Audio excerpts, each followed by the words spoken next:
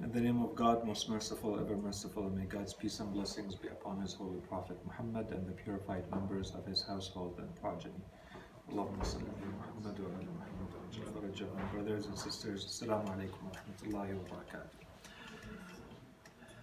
So, this is going to be, if we have time to finish the lesson today, and inshallah we will, this is going to be the last part of the last lesson in volume 1 of the book, which basically seals the topics of monotheism as well as divine justice.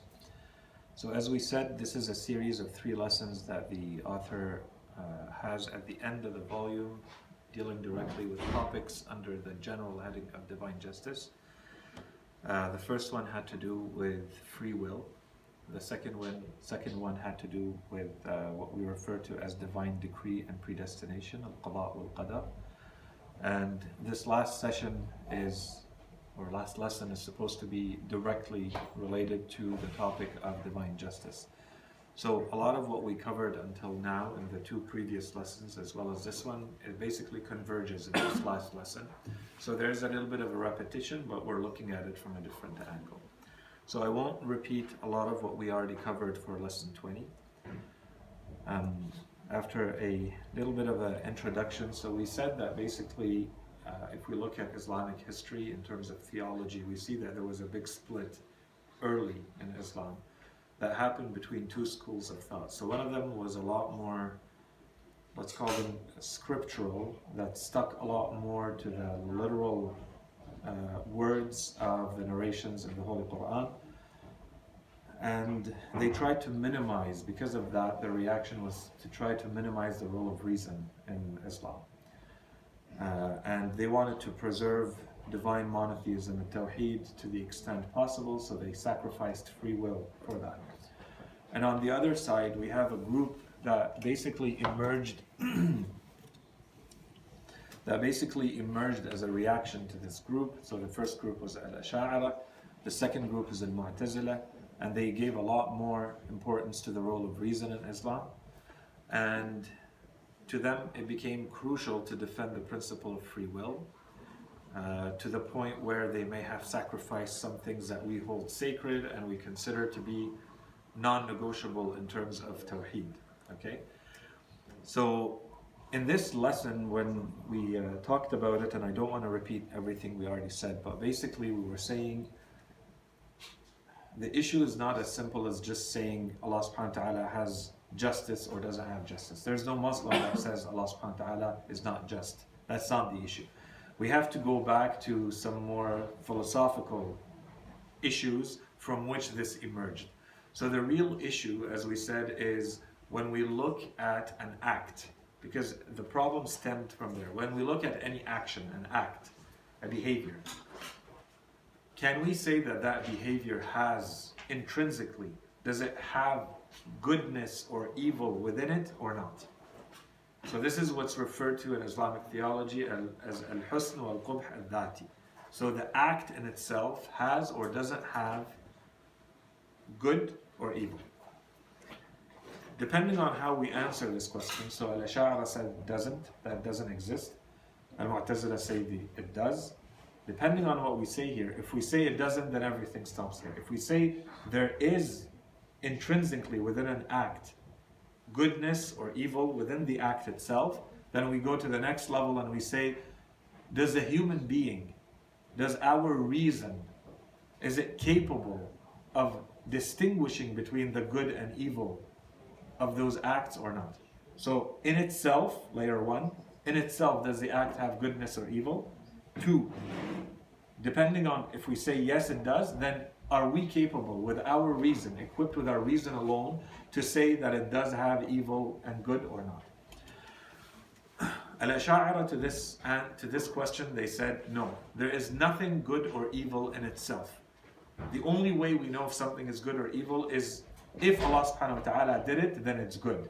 If Allah subhanahu wa ta'ala prescribes it, He makes it law one way or another, so negatively or affirmatively, so He says you must do, then whatever you must do becomes good. And if he says you should not do or you're not allowed to do, then that is evil. And that's the only way a human being can know what is good and evil. And of course, because of this split between those two groups, Muslims theologically were split in, because of this question, they were split in two groups. And the Shia, generally speaking, were joined with the latter, with the Mu'tazila, who give an important role to reason and who say, of course, acts in themselves have goodness or evil. This is recognized in the Holy Quran, this is recognized, and we read a number of verses that support this point of view, as well as by the narrations, as well as by rational arguments. So we said this, if we want to look at the sources, at the root, this is where the problems stem from. Then we went into the notion of divine justice itself. So what do we mean by justice? So first, we want to make sure that we don't confuse the terminological, the meaning of the word in theology as we're using it with the Arabic meaning of the word adl, which usually means equality, equal. So of course, adl is not equal. And we said even in our normal lives, let's say if two people go and stand in front of a judge because they're disputing an amount of money, it's not equality, it's not justice to simply split that amount in two and give each the same thing. This is not justice. Justice is to give the money to whoever it should go. This would be justice. Which tells us that justice is not simply equality. It's not simply splitting whatever there is in an equal manner between all parties. So what is it then? So we said there's more definitions in this. Usually in more classic works, they give 4 definitions, but here we're looking at 2. So one definition, we said this is more restricted. One definition is to say that justice is basically giving every entity its rights. So whatever rights it has, you respect them and you give them those rights. And a more general, a more broad meaning is to simply give everything whatever it is entailed to. So it's not simply a matter of rights, it goes beyond rights. In Arabic, often the terminology, and I put it here, the terminology that is used is putting everything in its right place. So this means that it's not a matter of just an act, it's not a matter of one entity. Now you have to look at context, you have to look at the circumstances, you have to look at a big picture. And when we explain it in this way, this brings us back to something that we explained before about the attributes of Allah subhanahu wa ta'ala, which is that of wisdom. So we said in this way of understanding divine justice becomes one of 2 things. Either it becomes one specific instance of divine wisdom, or it becomes divine wisdom itself. Okay? So to keep it simple, that's what we're going to stick with, as this is what's in the book. This is the manner in which it was presented, so we can keep it at that. For our purposes, it doesn't cause any issues to put it this way. If we wanted to be a lot more technical, we would have to drill a little bit further into all the different nuances of what we mean by divine justice and what we mean by wisdom to see, are they exactly the same or are they different? So as we said, there are a couple of questions here. So when we say that human beings have an ability, let's say, to recognize good and evil when they look at an act, and we give a few examples. Let's say you have an orphan sitting on the ground eating and someone comes and takes the food out of their hand. Any human being who looks at this act, they would consider this an unjust act. So when we look at that, we say, okay, if human beings have that capacity, it means they did not necessarily need a scripture to come tell them that this is a good act or a bad act. You don't even need to believe in God to know that this is good and bad. So we could ask, and this is where he says, this is beyond the scope of our study, we could ask, where does this ability to recognize good and evil come from? Okay, so we're saying that this is beyond what we're talking about. And if we go back to the idea of rights, and that an entity deserves something, deserves to be treated in a certain way, because that's what's implied in this way of looking at things, where does that come from? who says that an entity, whatever it may be, deserves to be treated in a certain way? And what way is that? So this is where he says this goes back to the philosophy of law and morality, and this is beyond the scope of this. But this would be much more advanced studies. So he comes back to repeat that it's important to distinguish between the notions of equal and just. These are not the same. And we gave even from our, if you look at law today, if a crime is committed, one of the first things they want to distinguish is, was it committed by a minor or not? Okay, so we also in our lives do not deal with everything in an equal manner.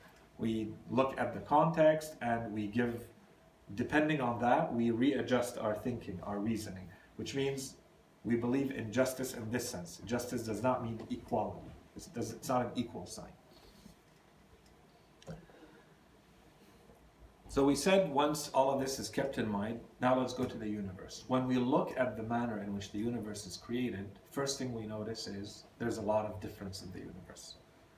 We find a lot of variety, a lot of diversity. So does that mean that we are still compatible with the notion of justice or not? That's one layer. The next layer to that is human actions within that universe.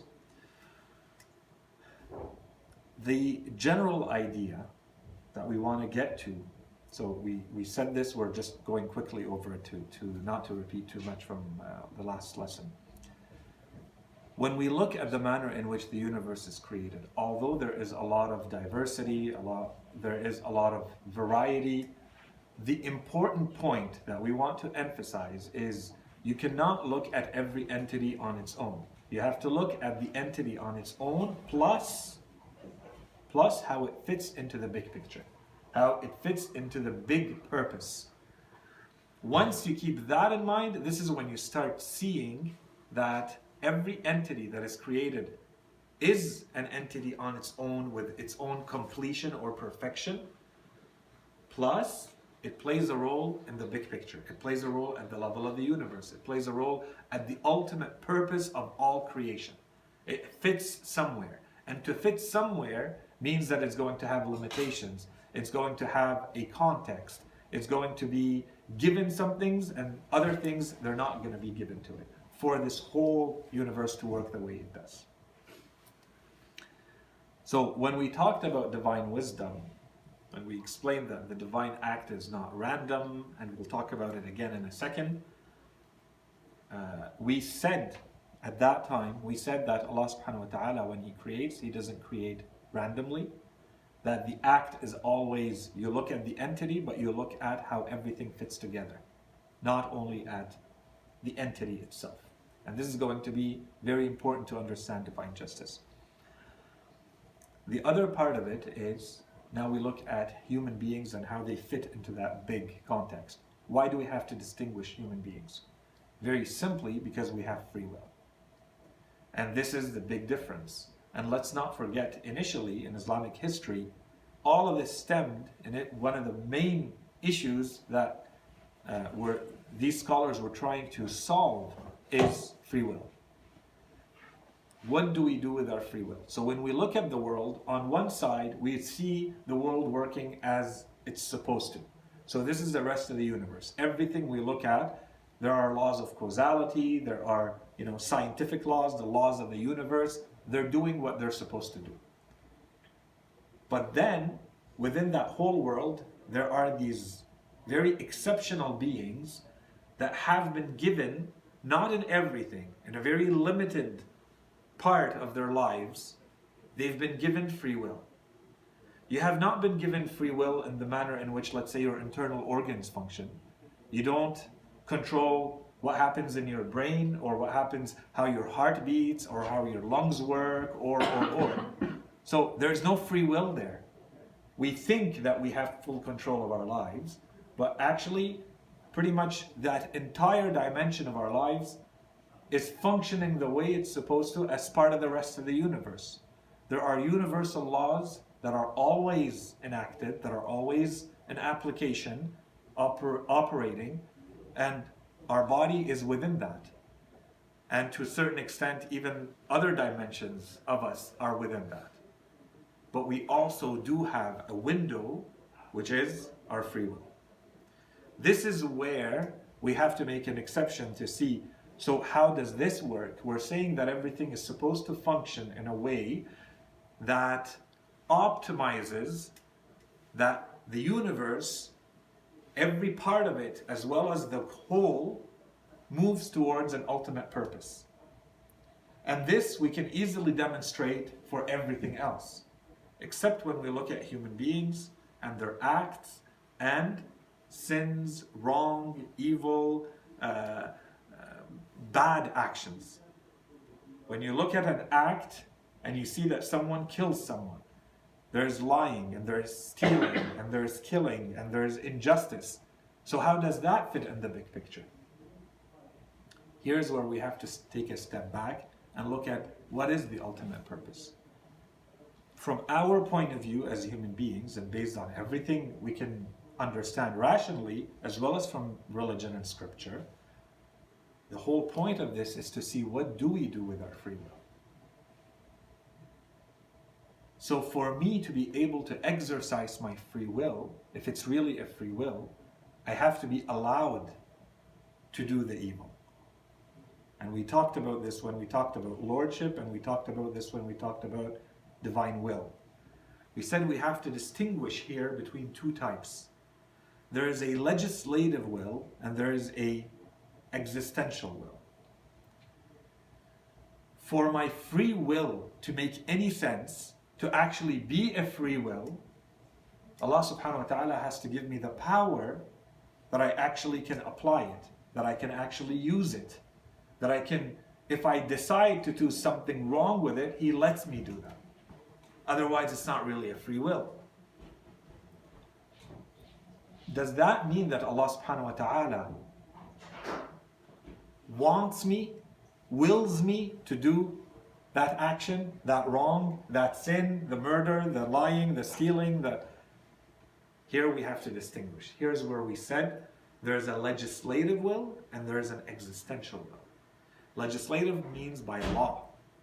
So Allah subhanahu wa ta'ala, because we have free will, the rest of the universe only works based on the existential will.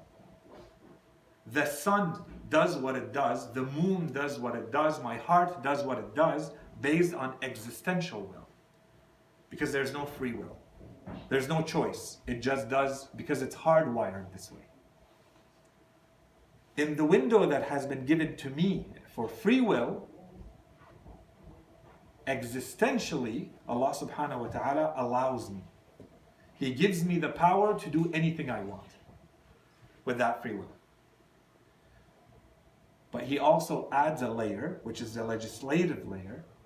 And He tells me, I command you to do A or I command you to do B.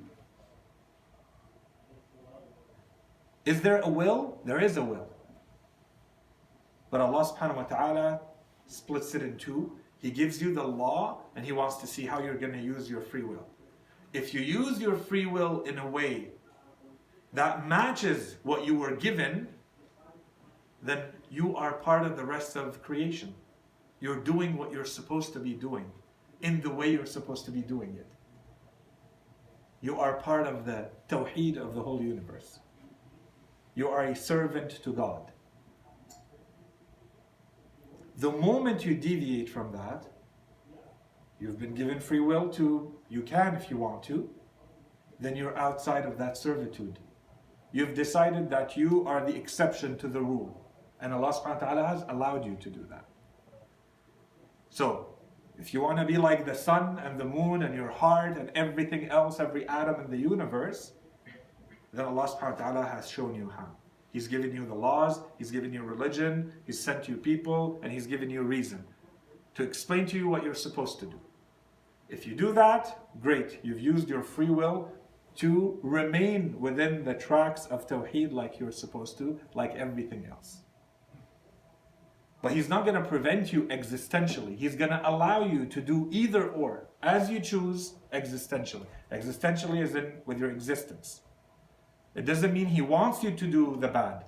He's giving you the law not to do it, but He's going to give you the power, the freedom, the will, to decide what you're going to do.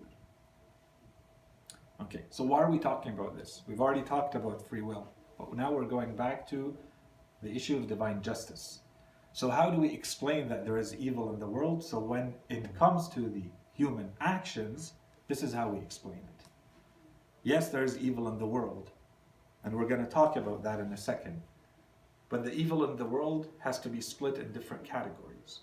A lot of the evil that people have problems with is actually evil created by human beings. So why does Allah subhanahu wa ta'ala allow it to happen? Because the whole purpose of our creation is to see what do we do with our free will. And there are consequences. And the consequences are part of the system. If He does not prevent it from happening, then there is no free will. And there are no consequences in this world. Okay? So I'm not going to read all of this, but these are some of the verses that we mentioned where we said this is the link between divine justice in the big sense and going back to free will and looking at it from different angles. So one of the angles is, so what are these laws? If we recognize that there's a variety, not everybody is working within the same context, circumstances are different. So how does divine justice work in that? So we say that the laws have been explained, one. Two, there's a variety, there's an adjustment that takes place based on every person's circumstances. And then the judgment has to be equal, so based on merit, but also on the difference in circumstances. And then the reward is going to be also adjusted based on merit, so your own actions, but also your circumstances. So if you read verses like these, you put them together and you get all of that. So we're not going to read them again. We read them quickly, so we continue. So the proof for divine justice. So we're not going to repeat the beginning again. We covered this. I'm trying to present it in a different way. If we're saying that divine justice is either one special instance of divine wisdom, or we're saying that divine justice is divine wisdom, then in either case, we're basically saying it's the same proof. So what was the proof for divine wisdom? When we explained the attributes of God, if you remember, we went from the attributes of essence to the attributes of action. When we started with the attributes of essence, we talked about power. So let's go back to power. We said Allah subhanahu wa ta'ala has absolute power. Okay, one. Two, He's also free to use that power. Allah subhanahu wa ta'ala has the knowledge, He has the power, and He has the will. So He can basically do anything. So the question is, but does He do anything? Are His acts random?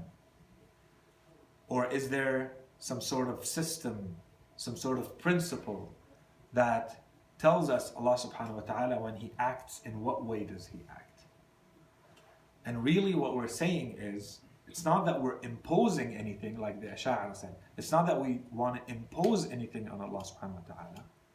What we're trying to see is when Allah subhanahu wa ta'ala acts, how do we determine if an act is worthy of Allah subhanahu wa ta'ala, is befitting of Allah subhanahu wa ta'ala or not?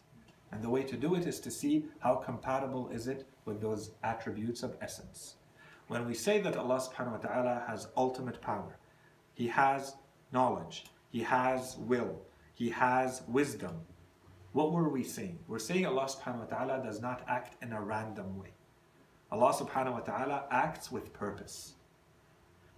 And we're not going to go through the whole entire explanation. The easy argument for this is to look at the world and to see our entities, wherever we look, do they have purpose or is it random?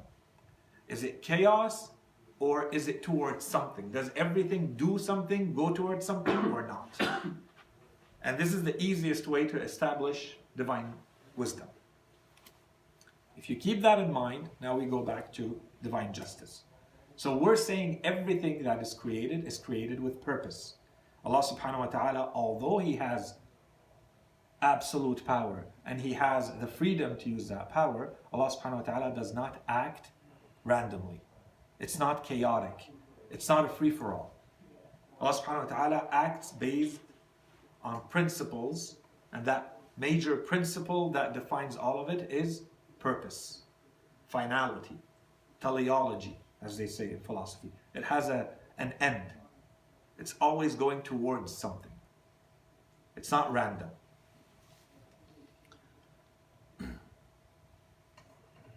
So when we look at the world, sometimes from our perspective as human beings, when we look at the world, we see things that we call bad, wrong, evil. So how do we explain those?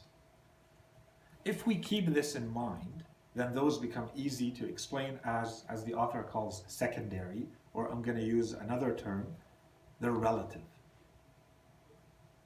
So the quick example, and this would have been a very good lesson where the author could have spent a lot more time on this, because I think it solves a lot of issues, but he doesn't mention it at all. The relativity of what we consider evil.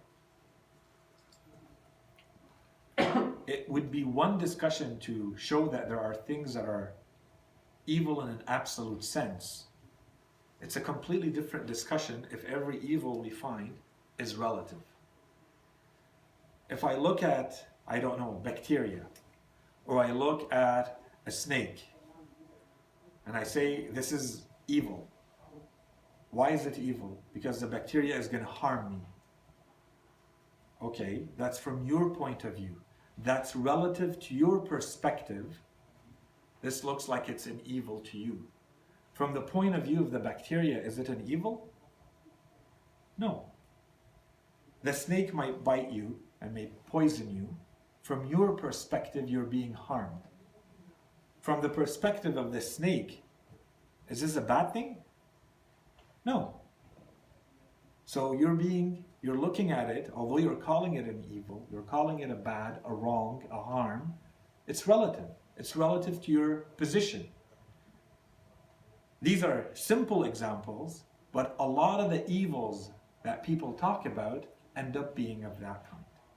So I not only have to look at the level of the snake or the bacteria and say, is it good for it or not? Is it part of a bigger system? Is it part of an ecosystem? Is it part of history?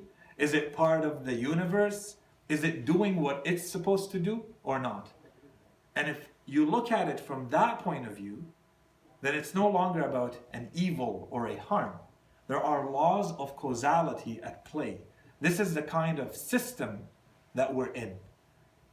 Now we're adding a subjective dimension to it and calling it a harm or an evil. It's no more harm or evil than any other chemical reaction, or no more harm and evil, because this is where we make the distinction between the free will of a human being and the rest of what's happening in the world. What's happening in the world is very easy to explain with the laws of causality. You want to add a dimension to it?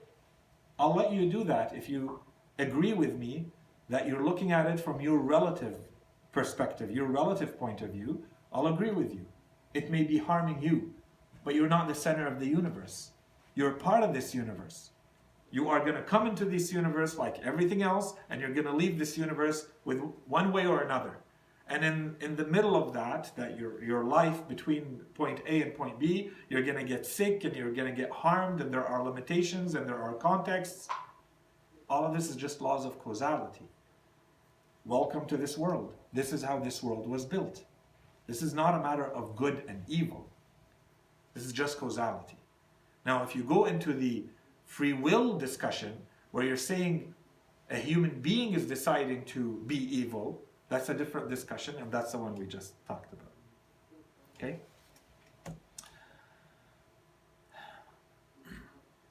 So if we go, keeping all of this in mind, so there's three things here that the author says that he's giving proofs for, as proofs for divine justice. The first one is the laws, the legislation, that which is going to be used as criteria to assess you. So that's one.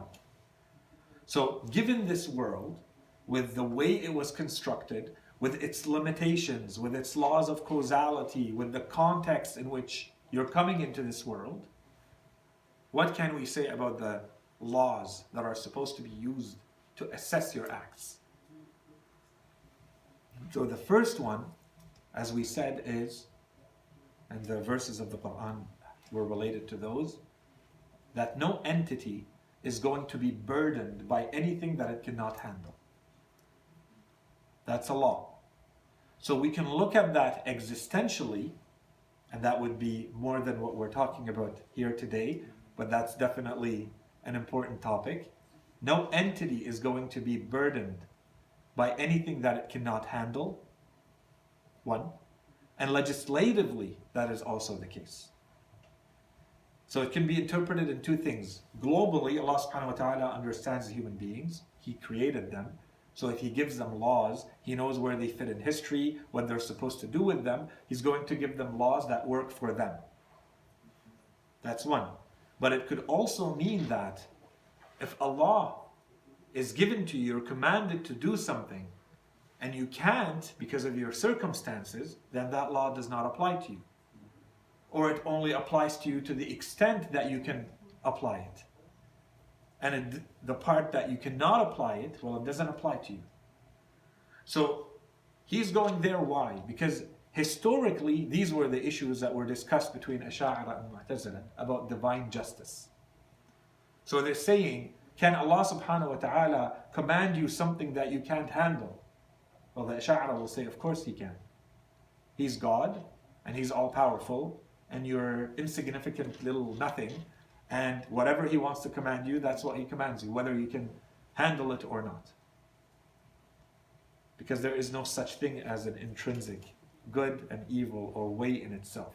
Whatever value, it comes from the scripture or it comes from God.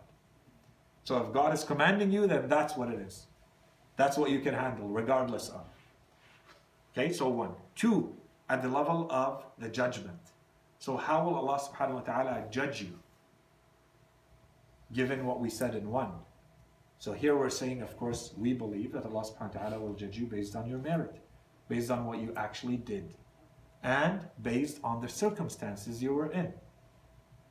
So if He recognized that there's a variety, there's a variance, there's a diversity at the level of legislation, He's also going to recognize that there's going to be a variety at the level of judgment.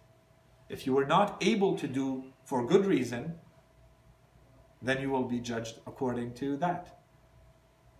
So there's no injustice at the level of being judged. So at the level of the legislation, there is no injustice. There's at the level of the judgment, there is no injustice. And finally, at the level of the reward. So based on the judgment, if Allah subhanahu wa ta'ala says, therefore you are good, now the reward, the Ash'ara say, Allah subhanahu wa ta'ala, if He wanted to, He'll take all those people who are judged good and throw them in hell.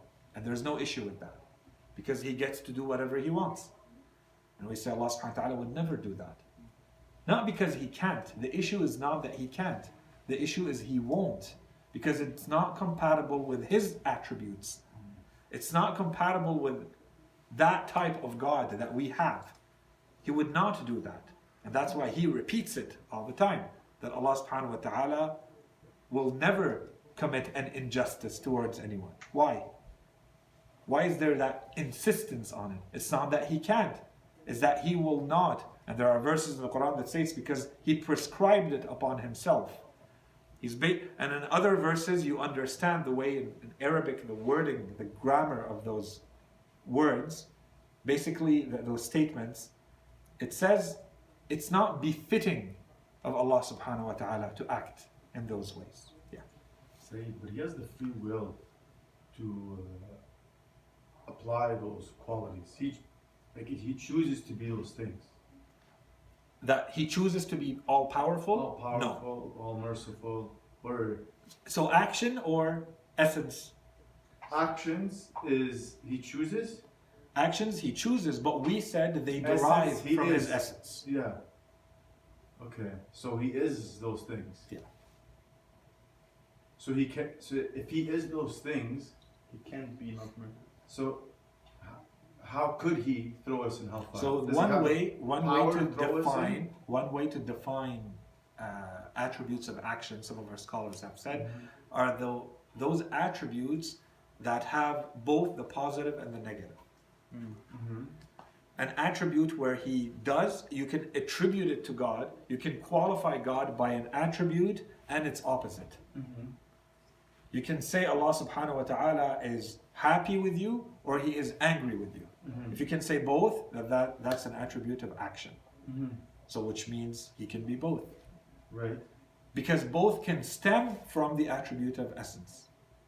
So long as you can bring them back, then there's no issue. No, but what I'm asking is, like an action can. Does be he a mix choose of to be two just? Yes, he chooses to be just. He chooses. Yeah. Even though even justice goes back to his essence, he does choose to be just. Yeah. And he could just throw us into hell, Yes. even though it would be unmerciful or unjust. It would not be befitting of him Yeah. to throw us in hell, So, but he could. so let's say, for example, Because he's the most powerful. there was another universe with other beings. He would act the same way because it's his essence to Yes. be just. Yeah. Okay.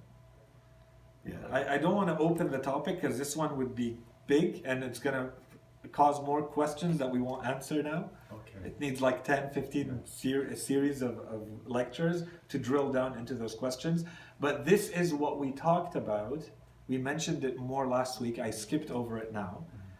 When I said one way to define divine justice is to say Allah subhanahu wa ta'ala gives every entity based on what it deserves. And what I said last week was that's a problematic idea. But I'm not going to go more than that because the author does not say it's problematic, so I left it at that.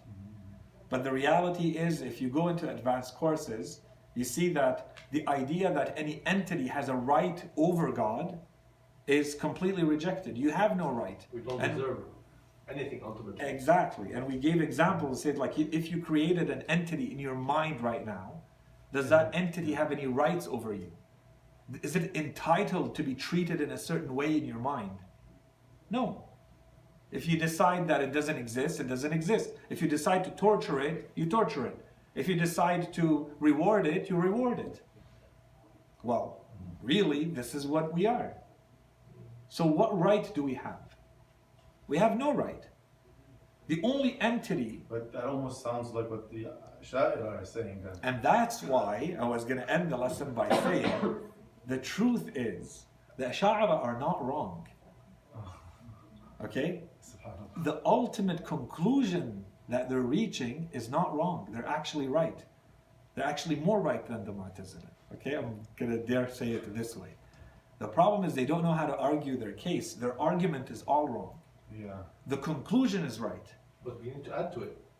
We do need to add, and this is where our Imams have shown us how. That's why So- we don't take sides. We have our own explanation. Yeah, That's why. and that's why I'm very, I react strongly when people say we're the same as the Mu'tazila. No, we're not. In fact, the Mu'tazila, in my point of view, have more issues than the Ash'ara. Because they went too far in their reasoning. But this is for another case where the only way to do this is actually to open books of both and to go through their theories and to show what are they actually saying. The Mu'tazila only want to rely on reason. Yeah. And so whatever, if they can't prove it, they put it aside or they say it's metaphorical or. Like the philosophers did, like others did. The Ash'ara, at least their conclusions should have been more right, although they really messed up. Yeah, they But- seem to always end at the right place, but the path is a bit sloppy. Yeah, because the issue is the end is not from them. The end is from the Quran. Yes. But they don't know how to get there. So, anyways. Yeah. Okay, so these were the 3 points that the author makes to say this is how we define divine justice. Allah subhanahu wa ta'ala is just at the level of legislation, He is just at the level of judgment, and He is just at the level of reward. And we put all of these together, we have now distinguished ourselves clearly from the mistaken position of the Ash'ara. And this is what we mean by divine justice and.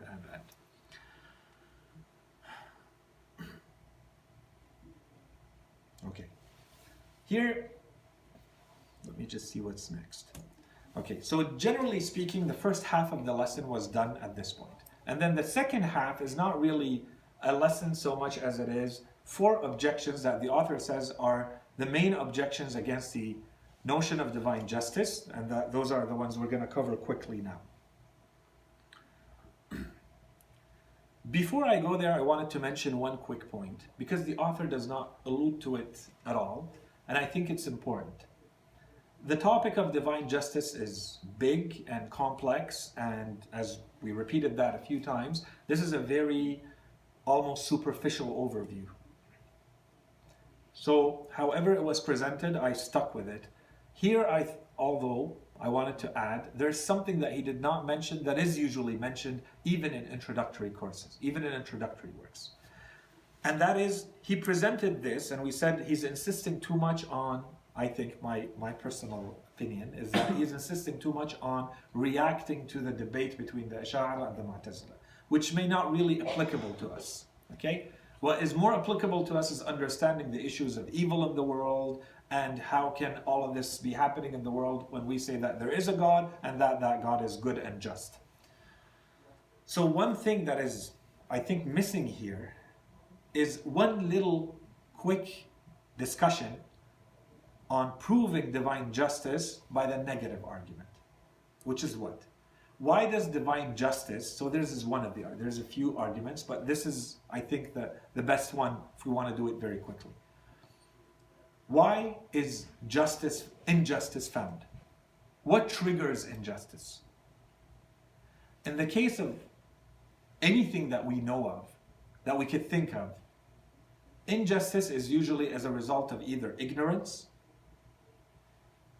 powerlessness, you can't, it's inability, indifference. These are the things that would lead to, right? You either don't have the knowledge, you don't even know if this is good or bad, good or evil. You don't know. Or you know, but you don't know how to do it. You don't have the power, you don't have the ability. Okay. Or you're indifferent, you couldn't care less, or you are evil by nature. Okay? It would be one of these or a combination of them. When we look at any injustice, we can bring it back to those causes.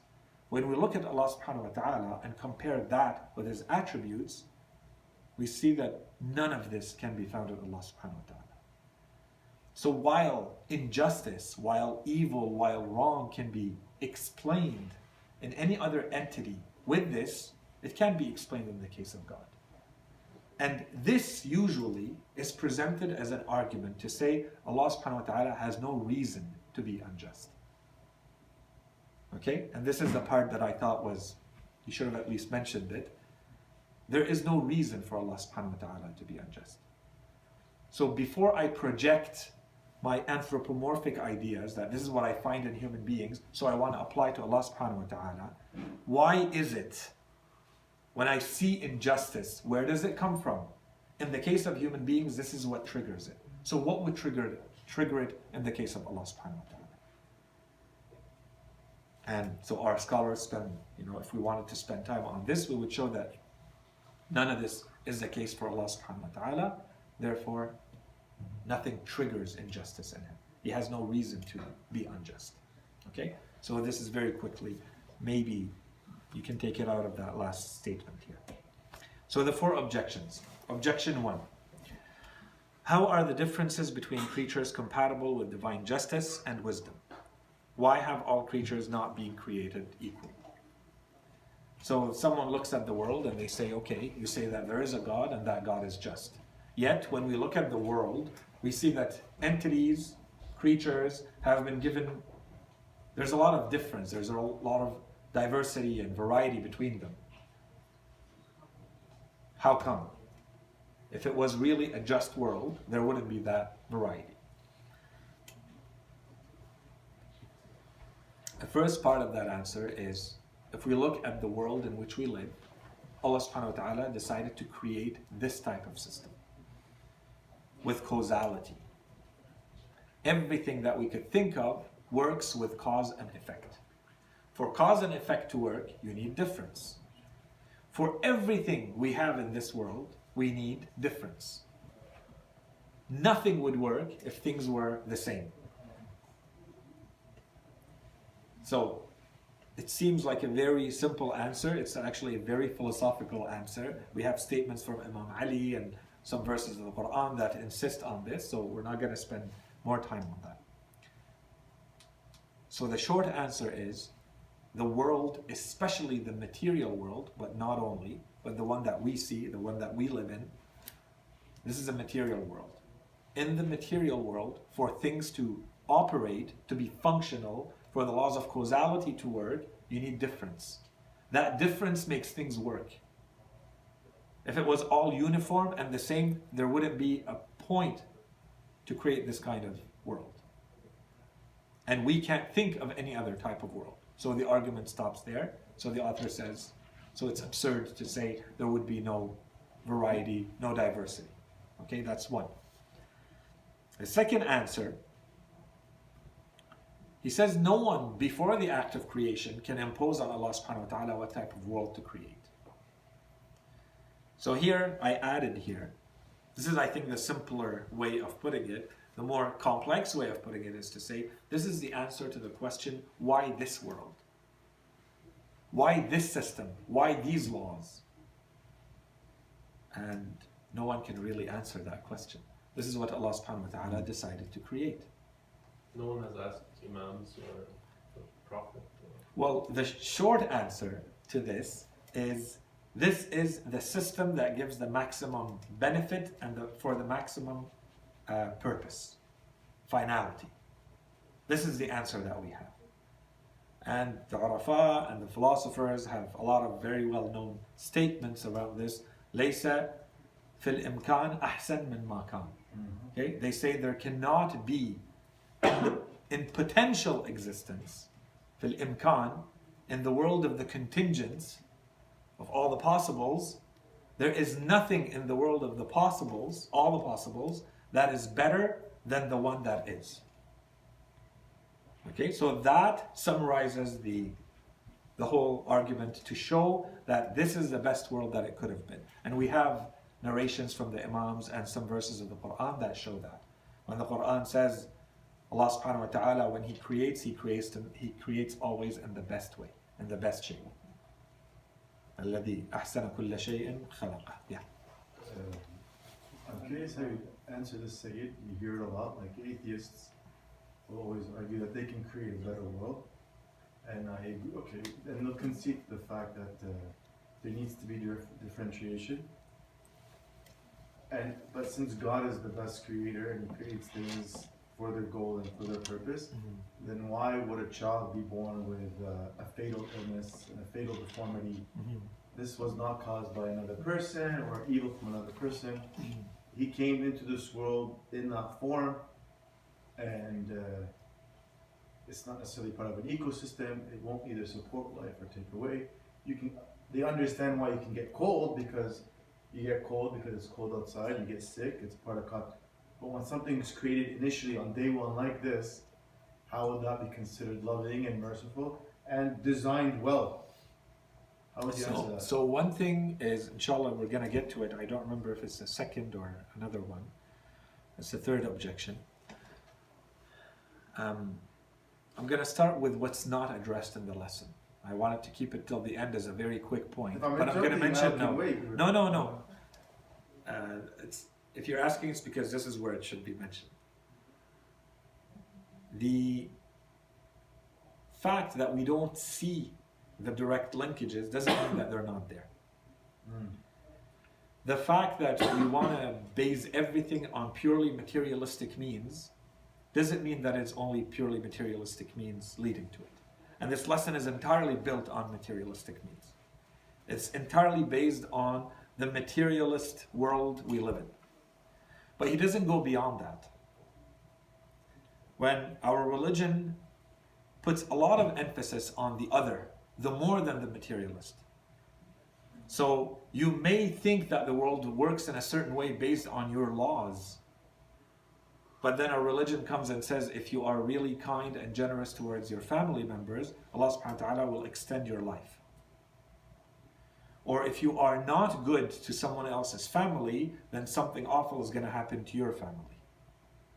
Or if you make money from haram, that money will be burned through you, or when it's passed to your generations, it will disappear and it will turn into fire against them. Or. So sometimes when we look at things, we can't explain them based on our materialist laws. Science won't be able to explain that. But to say that we've done nothing to deserve that, that needs a proof. That's what. You said kind of sparked something. I have a relative who's was born a paraplegic, and he's like 20 years old, but he receives more love than the rest that are able. It's actually, now that I think about it, it's almost Yeah, and I wasn't gonna go there, but he does talk about something that we're gonna see in objection 3 that is a very important point. The third thing that possible answers, so these are all partial answers, okay? What I just mentioned, which is it's beyond just materialist laws, natural laws, that's one. 2, what's gonna come, which is because it's a relative harm, it means there's a good that comes out of it. And that's what he's gonna say in objection 3. And the last thing is, we haven't even figured out all the materialist laws, all the laws of matter. We don't understand them. So to come and say, I have done nothing in the material world that causes this, that requires a proof too. No one can claim that today. We may think that we haven't, but it could be argued that we have. And a lot of stuff is now being said, depending on what we eat, and Wi-Fi, and 5G, and other signals, and other things that we understand, and others that we don't understand. There's radiation always coming to our planet from the outside. We can maybe explain all of that with natural laws. you could be just ignorant of the cause. And why don't we go and this is objection 3, learn about them and avoid them. This is fully within our control. And if this doesn't happen, we'll never learn those laws, and that's objection 3. Okay. Yeah. Quick question. If someone, for example, is born this way due to the actions of someone, his parents, or someone in his family, or something like that previously, according to one of these laws, where if you do something, something else happens down the line. Yeah. So like a ripple effect that's maybe distant from you to a certain degree, 2-3 degrees away. But it affected, for example, your grandson or something like that. Yeah. In the grand scheme of things, when we talk about equity and divine justice, does the person who started this ripple effect get, for example, punished in a certain way, and then that person who was born because of that action gets, for example, rewarded in a certain way, just to balance everything out? Of course. That's the divine justice. And that's the divine justice. And the issue is when you, and we said that a few times, if you only look at this world, you're never going to find divine justice. If you combine the next world with this one, then now everything makes sense because there's compensation.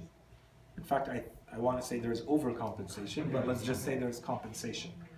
It's easy to be stuck in the tough, difficult situation and say that's all there is to it and this is unfair. It's unfair if you look at it as this is everything. But if you look at the whole thing, this is not unfair. This is just part of the system. And you will be compensated for all of this, as the other person is. But this is what it requires for this world to work the way it does. Right. This is the causality system that we're in. Yeah. Objection 2. If divine justice and wisdom require life and existence for human beings, then what is the purpose of death? Answer 1. Death is a requirement of the laws of this system. So basically, this could be specifically about death, or it could be more general. You take something and you say, so what's the point of its opposite? But the ultimate one is life and death. Death being the ultimate evil. So how do we explain death in a system where God would have deemed life to be good? Why did he create a system where there is death? There shouldn't be death. So answer 1 is, this is just part of this system. 1. 2. This is a little bit deeper. The answer is the same as the first one, but we're looking at it from another angle. We live in a system where Allah subhanahu wa ta'ala decided that not every entity is going to live at the same time. We're not all here at once. There's actually time in this system. And based on the passing of this time, different entities appear and disappear, come in and out of this to form the whole. This is the kind of system he created. He could have created a static system with no time, but he created one that is dynamic, that is passing of time, which we call death. Okay, so the answer again is this is a system we're in. It's the laws of causality. But again, partial answer. More. So the way he says it here is, it's absurd to say there is no death. There just wouldn't be any room for everybody to be here at the same time. Earth wouldn't handle them. But I think this is a very superficial answer. Someone would come and say, well, why does Earth have to be this small? It could have been a lot bigger and everybody could have been here at the same time. No, the issue is, again, you're looking at it without relativity. You're looking at it from your own point of view because you think you're the center of the universe and you're entitled to everything and you want to exist all the time. And so you don't see how you are one tiny little thing as part of a much bigger thing. And your role is to appear at some point, do what you gotta do with all the effects that that has and disappear. And those effects stay. You played the role you had to play. And you exercised your free will in the context that was given to you because you appeared at that time. And you go. And this happens to every entity. This is the point of this system. And then, I think more importantly than all of this, because I think that the moment someone goes there, something is implied. What's implied is that death means annihilation. And the answer to this, ultimately, to avoid this entire long discussion, we could have just said, this is the kind of system we're in where you have to go from one stage to another, one phase to another. At some point, you were a fetus in your mother's womb. And you went from that phase, from that world, where you knew whatever you knew there. You probably, none of us remember what was going on there, but that was a world. We lived there. And at some point, we were passed on to another phase. And that happens in a certain way that we call giving birth. You were born. The same thing happens with death. There's a phase, this phase we call life.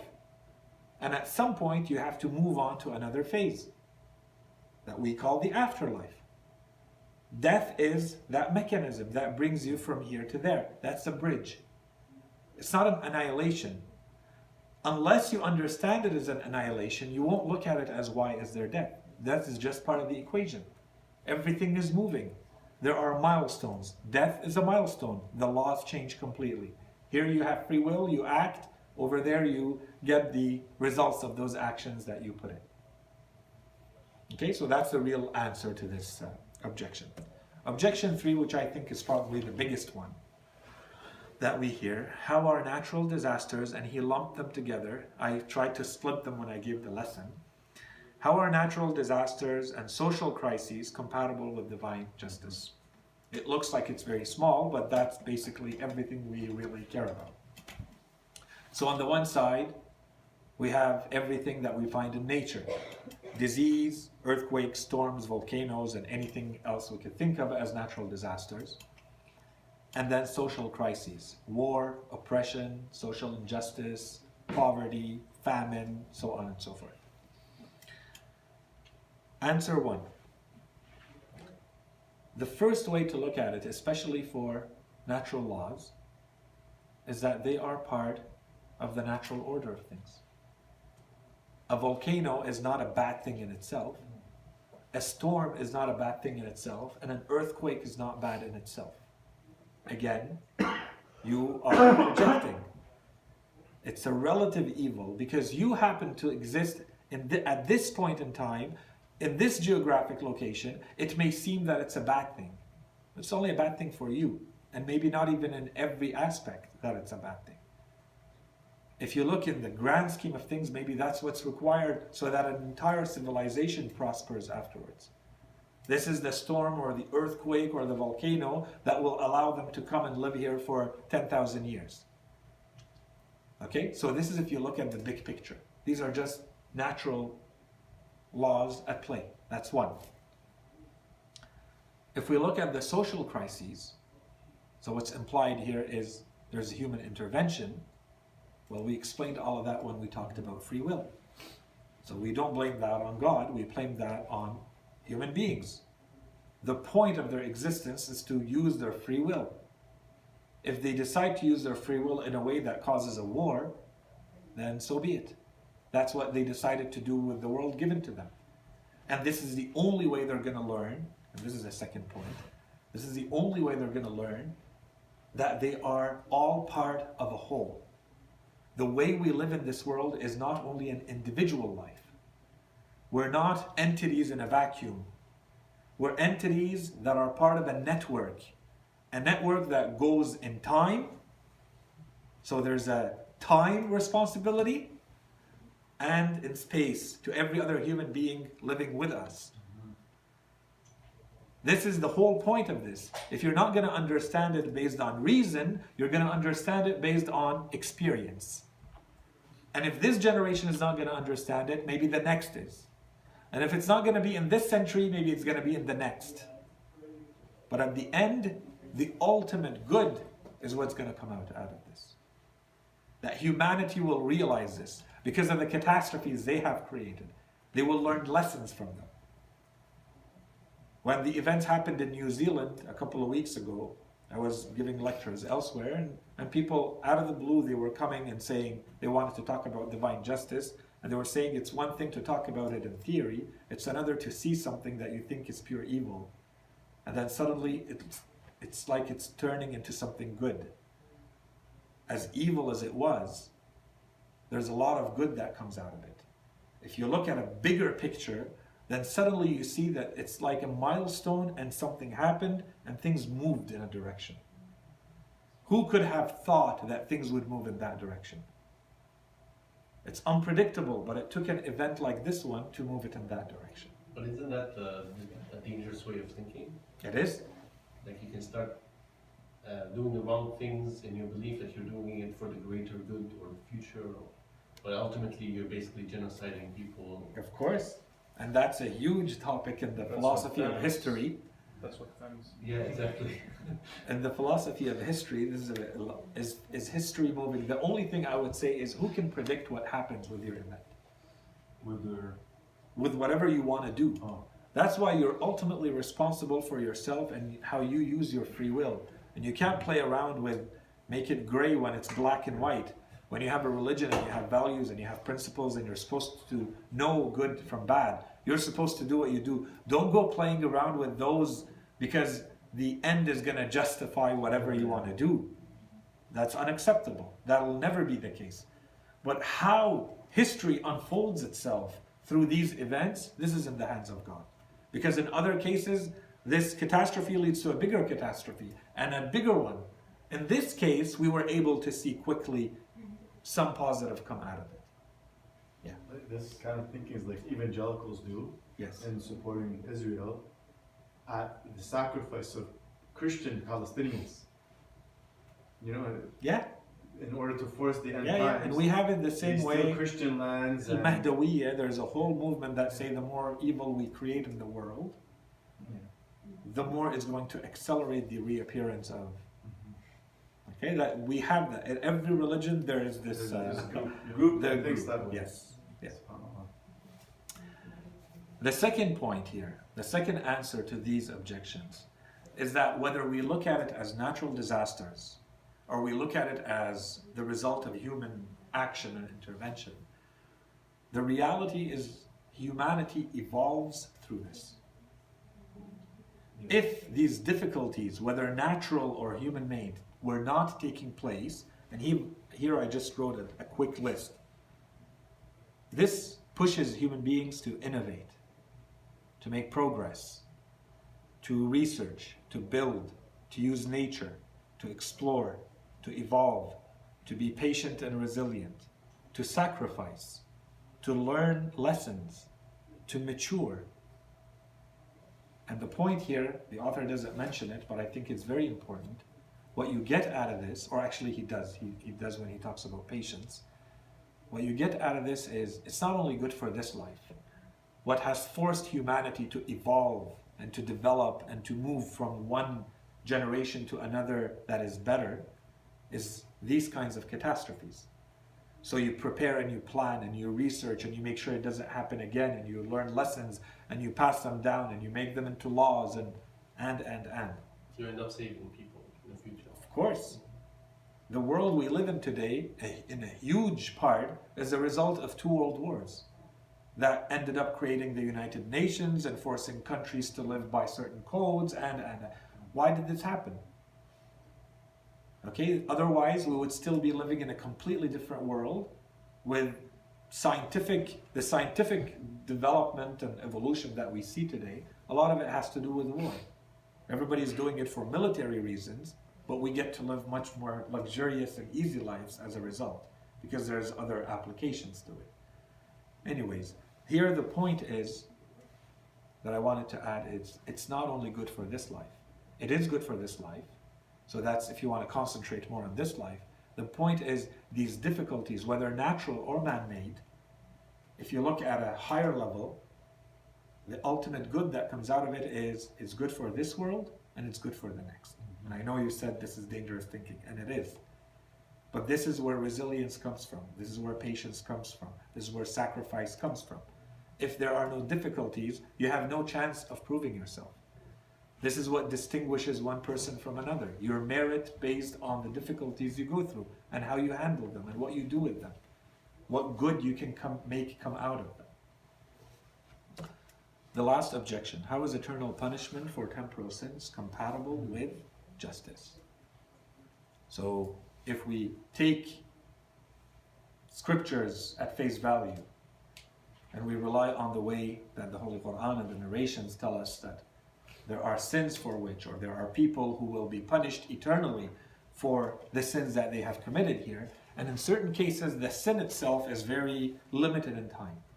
And even if we forget that the sin is limited in time, let's look at the life of a human being. I mean, how long are they living? 50, 70, 90, 100, 200 years? And because of all the evil they did in 100 years, they're going to go eternally in punishment and damnation and hell. How does that work? Where's the justice in that? So, first answer. There's a relationship of causality between this world and the next.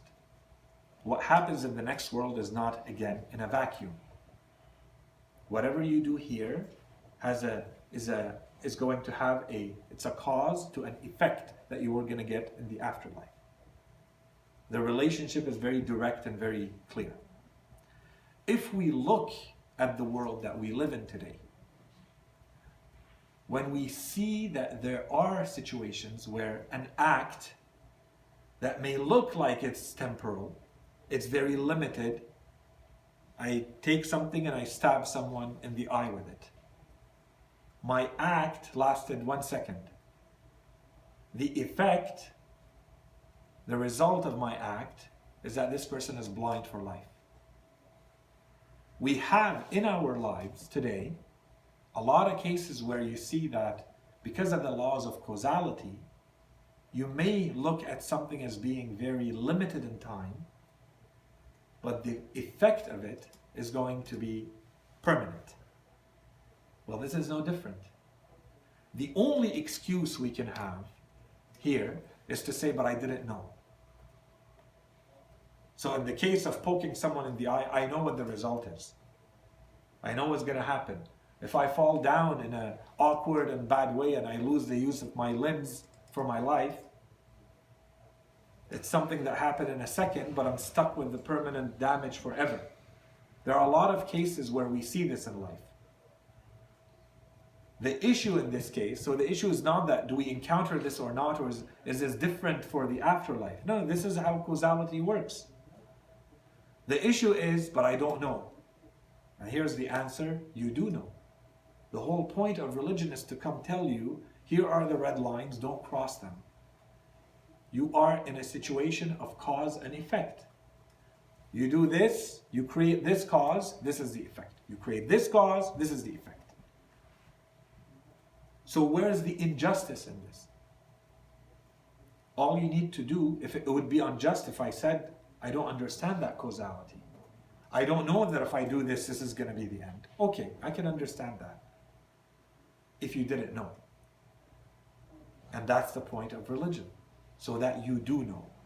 You study it. You understand that there are messengers or prophets sent to you for a reason.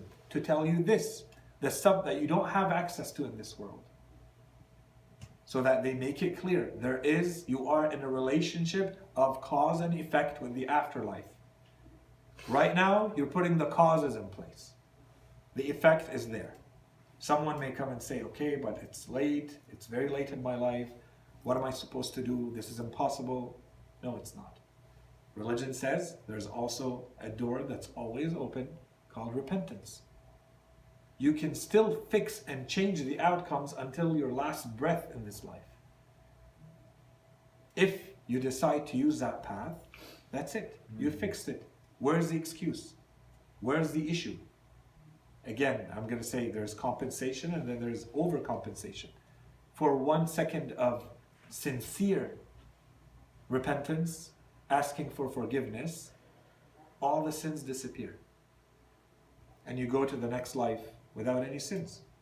This is also a relationship of cause and effect, but no one complains about that one. Wherefore, a little bit of work, you get a lot of benefit. We concentrate on the other one, which is for a little bit of work, you are for a very long time in punishment. It works both ways. This is the system you're in.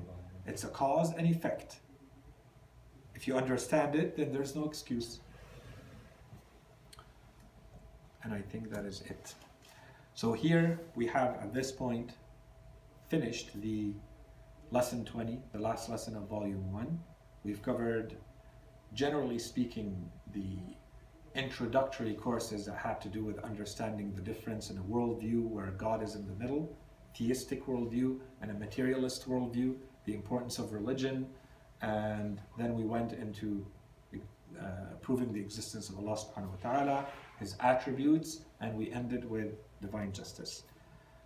With all of that in mind, volume 2 is going to be starting where we're stopping here, given all of this and the transition that we're starting to make towards religion. We have to start the topic of nubuwah, the topic of prophethood, which in other words is the philosophy of religion. Why do we need religion? Why do we need revelation? What is a miracle? Who is a messenger or a prophet? How do we establish that they are telling the truth in whatever they're claiming? And so these are the general topics, what is usually referred to as general prophethood. And then there's specific prophethood where you study one specific prophet. So in our case, because it's not only an introductory course, we will talk about our Prophet sallallahu alaihi wasallam very quickly, only from a theological point of view, and his miracle, the Holy Quran. And then we go into the topic of the extension of prophethood, imamah. And that will be volume 2 in 20 lessons, inshallah. Wa sallallahu ala Sayyidina Muhammadin wa ala alihi at-tayyibin at-tahirin.